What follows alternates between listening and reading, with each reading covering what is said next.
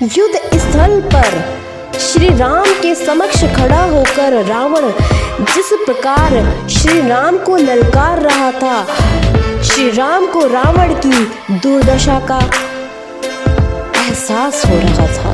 दुर्दशा की व्याख्या करते हुए, दुर्दशा की व्याख्या बताते हुए श्री राम रावण को संदेश देते हैं कि वह रावण, वह भगवान शिव के त्रिशूल की भांति प्रचंड वायुपुत्र हनुमान की मुशिका का प्रहार तुमने सह लिया। तुम सचमुच परम शक्तिशाली हो, परंतु कितने दुख की बात है कि तुमने अपनी शक्ति का प्रयोग अधर्म के कारण में लगा दिया और इस दुर्दशा तक पहुंच गए। रावण, भक्त और ज्ञानी में अंतर होता है। भक्त चाहे मूर्ख हो परंतु हृदय का सच्चा और मन का सरल होता है, परंतु ज्ञानी तुम जैसा दुष्ट भी हो सकता है।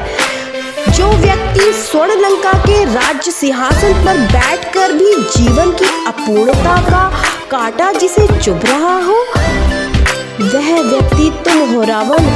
तुम्हारे जीवन में इस समय अशांति, चिंता और तड़प के अतिरिक्त कुछ नहीं है रावण।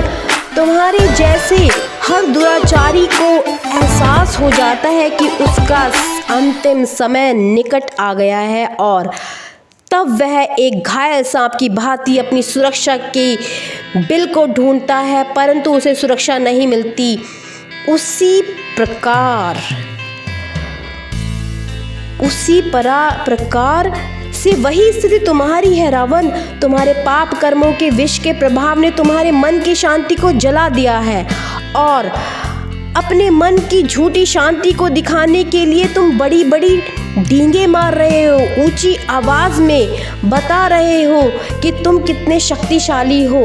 रावण, इसी का नाम है दुर्दशा। दुर्दशा है इसी स्थिति का नाम रावण। युद्ध जीतने के लिए धर्म और आध्यात्मिक शक्ति, पाश्विक बल और अस्त्र शस्त्र की गिनती की आवश्यकता नहीं होती। युद्ध जीतने के लिए आध्यात्मिक शक्ति की आवश्यकता होती है। हमारे यहाँ निहत्थे शत्रु को छोड़ देते हैं और तुम इस समय शत्रु की दया के कारण हो। और अब जाओ और कल फिर शस्त्र लेकर आना। और अगले दिन आप सभी को पता है कि क्या हुआ।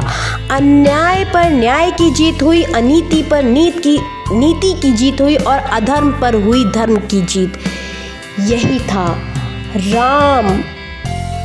श्री राम ने रावण की उसी प्रकार दुर्दशा बताई थी। रावण को पूर्व में ही संदेश मिल गया था और रावण को बहुत ही अच्छी तरह पता था कि अब उसका अंतिम समय आ ही गया है।